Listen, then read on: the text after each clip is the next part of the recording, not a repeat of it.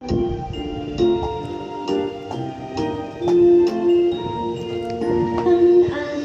alpabeto, Ating amahan, umpisahan ngayon.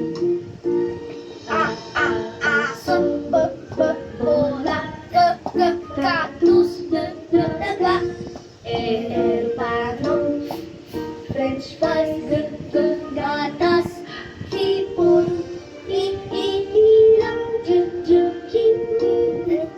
keso, lamok, medyas, naong, okra, pato, keso, rosas, sisil, tigre, ubas, virus, katawan, saipon, yuyo, zipper, ngipin,